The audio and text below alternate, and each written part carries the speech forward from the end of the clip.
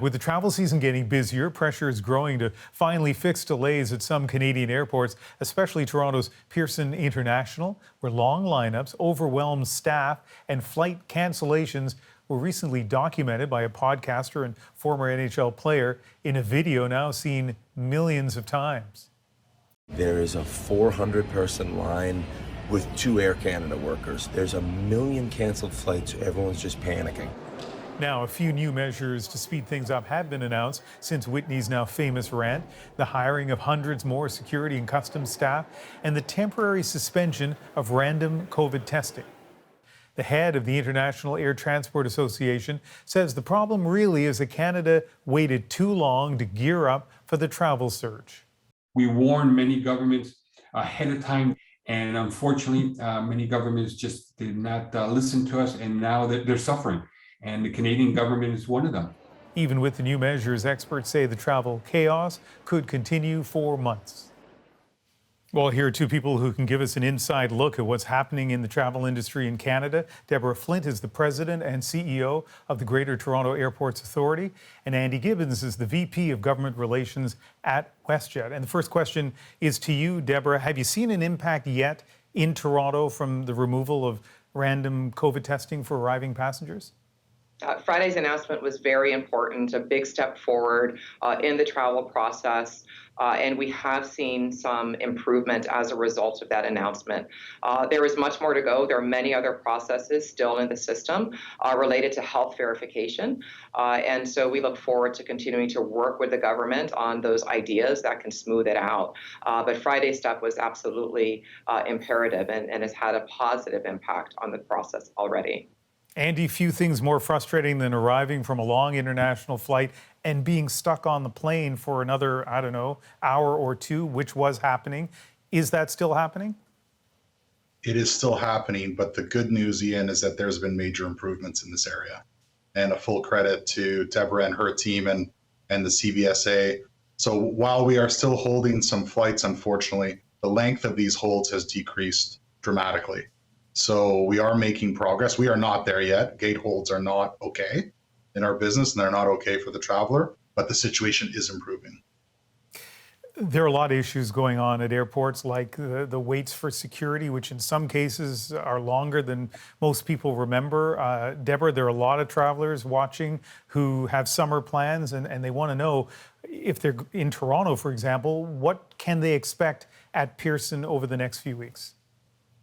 We can expect that things have dramatically will improve based on, again, retooling of the processing, increasing of staffing. The waits and the hold on boards are going to diminish. We've seen that already at the CATSA security lines to leave domestically or internationally to fly. But it is going to be a very challenging summer. The industry is restarting. It is a challenging, very complex industry. So the summer is going to be challenged, and there will still be waits, but nothing near as extreme as what we've seen before. And we'll continue to work every day with our partners to ideate and solution how to make that better. Andy, you deal with Canadian airports right across the country, and I know, just even from my own family members, people just aren't sure when to get to the airport in order to have enough time to get on the plane. What do you say to them? 2 things. One, check the website, check the CATSA website, make sure you've got the most up-to-date information, and we're updating that regularly. And also be patient, truly.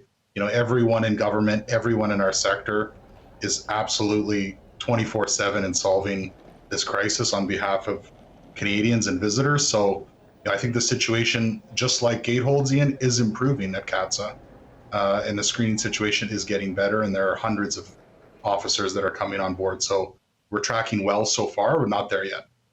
Andy, tell me about staffing, whether it's people who are moving baggage or checking in, or the flight crews themselves. What are you facing on a day-to-day basis? Probably no different than other consumer-facing sectors across the economy.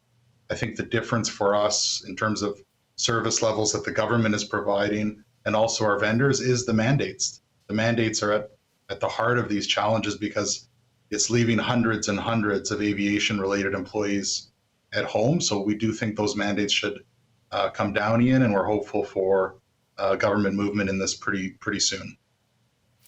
And Deborah, what needs to change over the next few weeks or months to make the customer experience, the traveler experience at Pearson better? We're going to continue to work on that travel experience. We have delivered for many years one of the best experiences for airports in North America, award-winning, and we want to get back to that. We're going to continue to collaborate with the government, and we've provided ideas collectively across the system how we can make the experience better. Continuing to refine the health-related processes. Again, even though yesterday or Friday was a great movement, there's much more to do that can improve the processes and ensure that staffing across all the parts of the airport, it is an ecosystem of many companies and many government agencies that all need to be a strong link to make the travel experience one that's predictable, reliable, and expedient, as well as an enjoyable one, as it should be.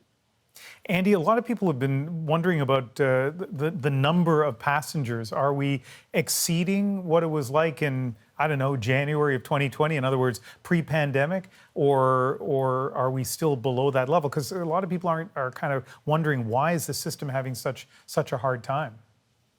I think that's one of the reasons we're frustrated and have been for many, many months, is that if you look at June, and I'm just speaking for Westjet, we will be flying 100% of the available seats we did in June 2019. In May, it was 85%. So we will be, we will be humming this summer. Our planes will be full of happy travelers, but there's nothing special about the numbers that we're offering the market this summer. It is consistent with the summer before the pandemic. Lots of issues here, complex. I don't have to tell you guys how complex your business is. Thanks for speaking with us this evening, and hopefully I can check back with you in a few weeks. Thank you, Ian.